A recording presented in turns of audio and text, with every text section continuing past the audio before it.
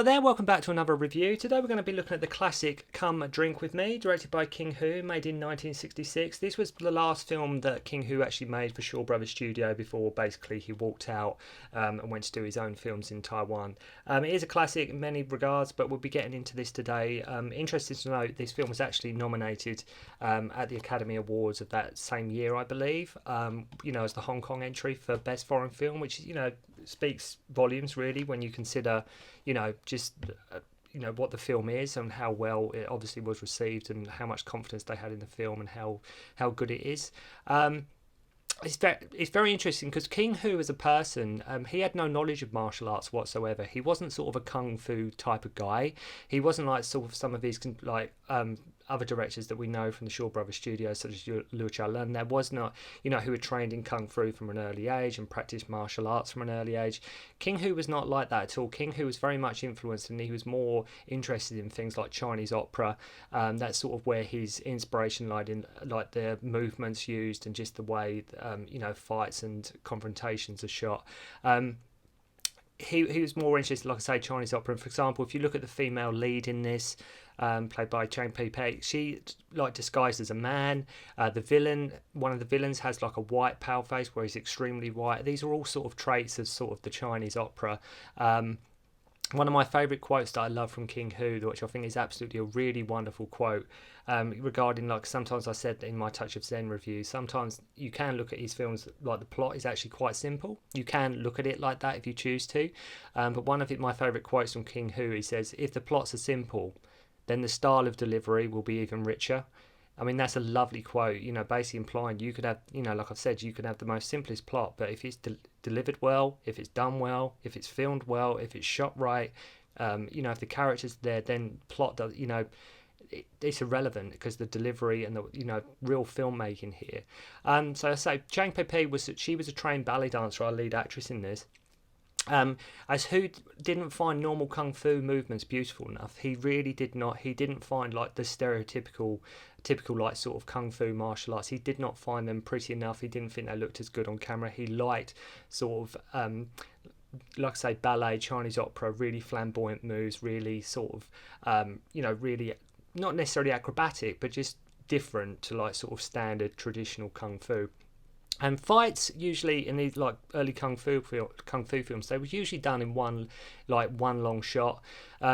Who changed all this with more editing, moving the camera a lot more, things like that. And this was, like I say, this was the last film he'd done before he walked. Who was very much a perfectionist. I don't think Shaw Brothers were sort of giving him the time to sort of necessarily do the films he wanted to do. I think this film was a little bit rushed. I think if you look at the running time of it, it's quite short compared to some of Who's other works, but they wanted basically a product, they wanted a film, and I think Who was one of these people who's like, look, I'll do it in my own time, don't rush me, that kind of thing. So, but again, talking of like plots here, the plot is relatively quite simple. Basically, there is this group that want their captured leader returned from the authorities. They kidnap the governor's son so they can do an exchange for their leader. The Golden Swallow here, played by Chang Pei-pei, is sent to rescue him, who teams up with this drunken beggar, to locate the bandits' hideout.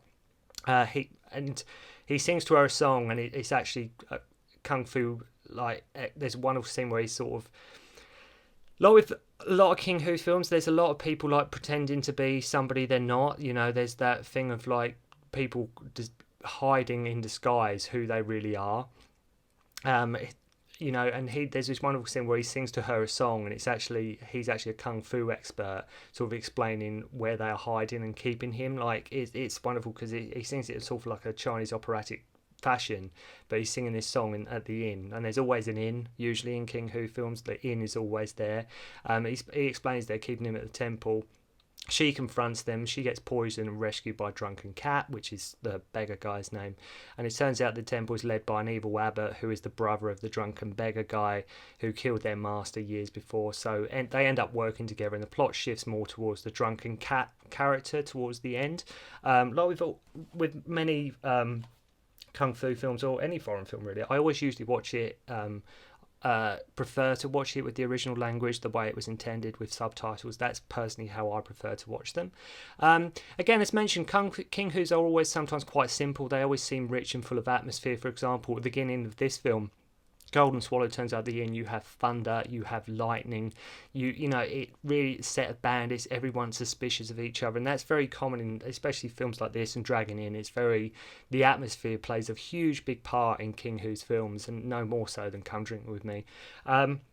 Some fantastic scenes in this. Love the scene where they're testing her out, for example, when Golden Swallow arrives. And again, it's all very subtle. They don't get into fights right away. They don't get into skirmishes right away. It's always done in a very sort of nobody wants to reveal their true intentions. Nobody wants to reveal who they are sort of right away. I love the scene when they're testing Golden Swallow out. For example, one of them says, have a drink, and lobs like a vessel of wine at her. The other one says, don't just stand there, and throws like a full-blown bench at her. Much like in Touch of Zen, and like I say in Dragon Inn, after this, very strong female characters that are more than capable of looking after themselves, and especially Cheng Pei-pei playing Golden Swallow. Couple of support parts here from later on well-known kung fu players. If you're familiar with kung fu cinema and you know your Jackie Chan's quite well, you'll see Mars in this as a very young kid. Like Jackie Chan's best friend in Dragon Lord, he's in Project A, he's in Police Story.